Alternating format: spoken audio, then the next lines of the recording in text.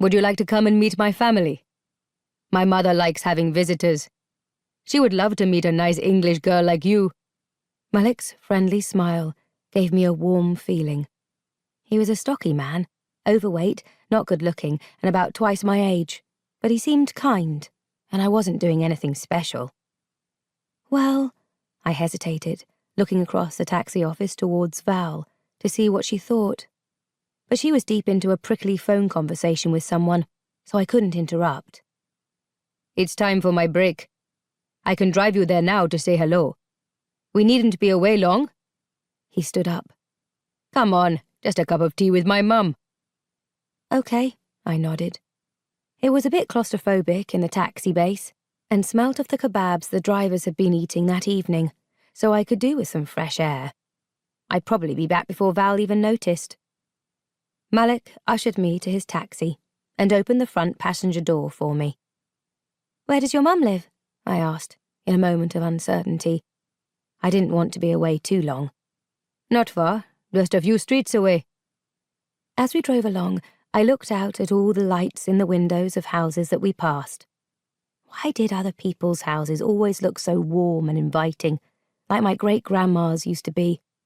I'd always been happy living there with her, until she died when I was 10.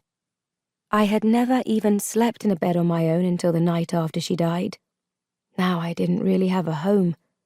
Rejected by my mother and abused by my violent father, I was a naive, unloved runaway, staying on Val's sofa. She was kind to me, but nobody really cared or loved me, like my great-grandma used to. "How was school today?" Malek asked, as we turned onto the ring road. "All right," I shrugged. "What lessons did you have?" "Lots of lessons, mostly boring ones," I sighed. "Art was good." "Is art your favorite subject?" "Not usually, but it was good today." "So, what subject do you like best?" I wasn't used to being asked about my day. Having just turned 15, I was a typical teenager, so I wasn't into conversations about school lessons. But Malik seemed to take a genuine interest in me. His smile warmed me at a time when I craved affection. That made me feel good. "I like gym," I said, "and dance." He glanced at me with a grin. "I can see you have a good body for dancing," he said. "In Pakistan, we love dancing. The women do some beautiful dances. Maybe my sister could teach you to dance the Sami." "Maybe," I nodded. "Are we nearly there?" "Yes," he answered, turning into a side street. "Only 2 more minutes." Sure enough, 2 minutes later he pulled into the driveway of a large semi-detached house. "Here we are."